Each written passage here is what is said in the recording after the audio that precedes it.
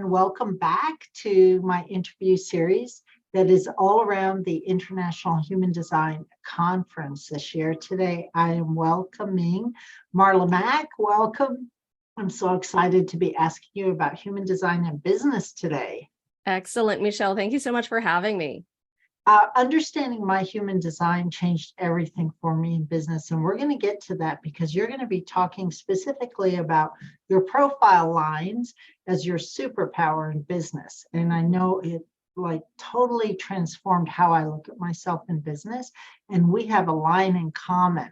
So I'm going to ask you about that. But first, let's just start more generally. Can you set up your business around your human design type, or do you have to go deeper than that? I like to use different parts of the design. So what I've been finding is when people find me, they are in one of a couple of camps. Either they would love to start a business, but they don't know what direction to take, what to choose. And I can see that, especially with manifesting generators saying, I have so many ideas, I have so many possibilities. And as a manifesting generator myself, I completely identify with that. And then I have some people who maybe might be earlier days of their business, or they have had a business and they no longer feel aligned. It's not what they want to offer. They're a little burnt out. They're crispy with the way they offer it, or maybe they're just not very excited or inspired with what they offer in their business. Yeah, so I relate, manifesting generator here as well. And the thing that sort of transformed it for me was when I suddenly got permission, right? Mm-hmm. It's funny how we need permission to have all of these ideas and that I didn't have to follow through on all of them. Mm-hmm. It's like, oh my gosh, I don't have to. I'm allowed to check in, try something, let it go, right? Now, is that for every manifesting generator, or is that just specific to a line? Well, I would, so there are a few possibilities that could be going on. So it could be based on the profile lines, right? If you're a line 3, you're a heavy experimenter, trial and error. That's actually very healthy. Yes, hello. Line 1, investigation, wants to dig deep. But I also find it's not just unique to manifesting generators. There are other types that can say, oh, I have so many ideas. And that could be also a testament to open head and ajna, right? So the two centers that are in the head area on the body graph, if those are white, then those are, ripe for having 1,000 ideas flow through them, 1,000 ways to look at and approach things. And there are gifts in the white centers as much as in the colored in centers. However, it really takes understanding how they work to allow or flow or not get attached to things that come through there. Right. So you and I do have line 3 in common. So just as an example to our audience, will you dig into line 3 for just a minute and give a short explanation of how I can use that to my benefit and how you use it to your benefit in business? Absolutely. So I have something as a line 3 that I share with all of my clients. And one of the things I have noticed is, I just want to backtrack a bit. One of the things I have noticed with a lot of clients is they put so much emphasis on one creation, one offer, one product, and they release it to the world, and maybe they don't get the results, or it's not the grand slam home run out of the gate as they thought it might be.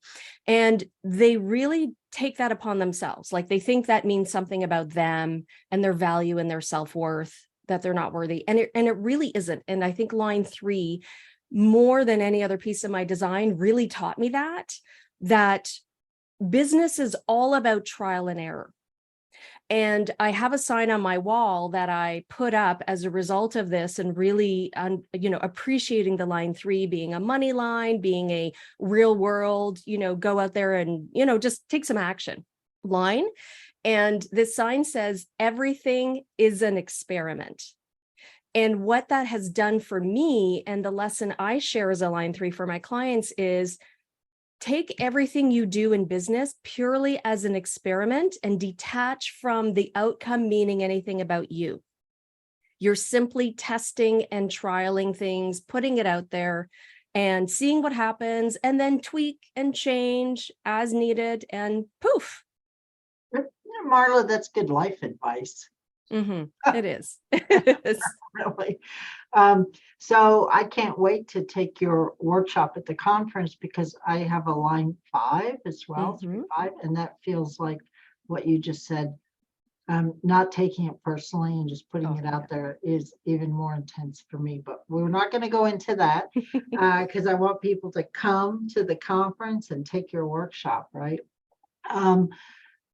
It feels like so much around this, having all these ideas and putting it out there, really speaks to manifesting generators and generators. How is it different for projectors? It's a different approach for projectors. However, one of the tenets that I use in my business and coaching people through human design as they want to build and grow their business is, I don't want any type or any profile or any part of their design to dictate an if this then that approach to their business. So when we're talking about projectors, yes, they are designed to guide. Yes, they can penetrate, their aura can penetrate the other and really see the other. However, my approach is always about, to the individual level, what feels good. So for example, projectors are often told they're really good one-on-one. That's great. And that might absolutely fire up a projector. However, having a business built uniquely around one-on-one can eventually burn a projector out, because there's a cap on time, there's a cap on income with that, and there's a cap on their energy expenditure.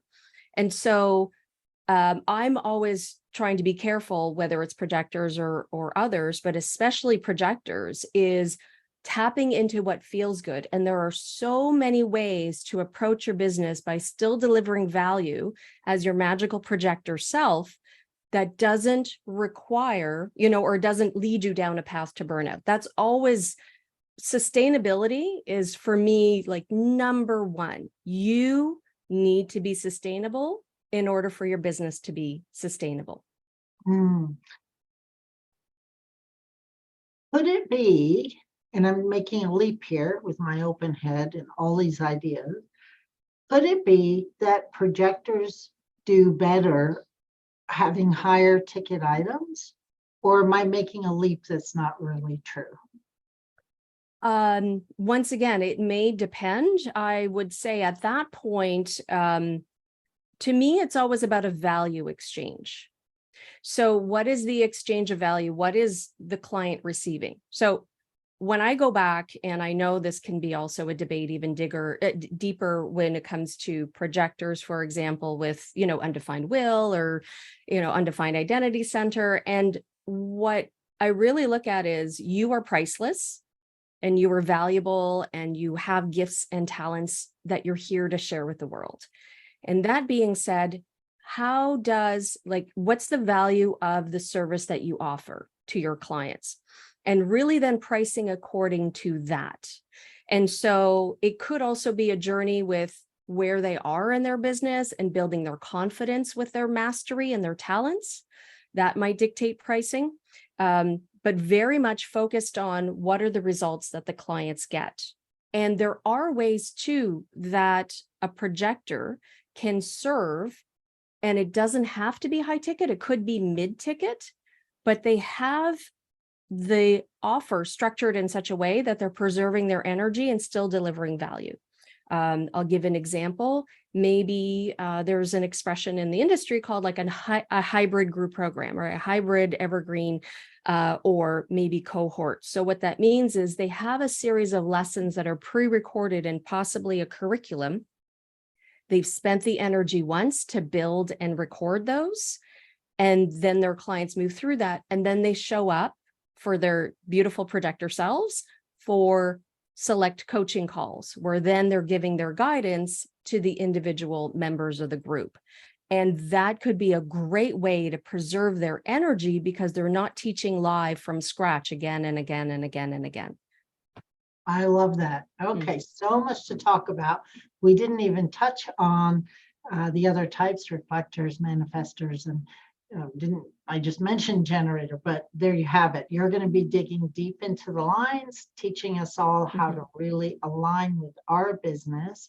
You have a Facebook group, Human Design Aligned, where people can find out more about your programs and really aligning. And it's a free Facebook group. And of course, yourgenius.net is right there on the screen for people to find you. But the most important place to find you is at the Human Design Conference. Yes. So go to humandesignconference.com to find out more or follow Marla's link. I'm so glad to have you here. Thank you so much for being here today. Oh, thank you so much, Michelle. This was fabulous.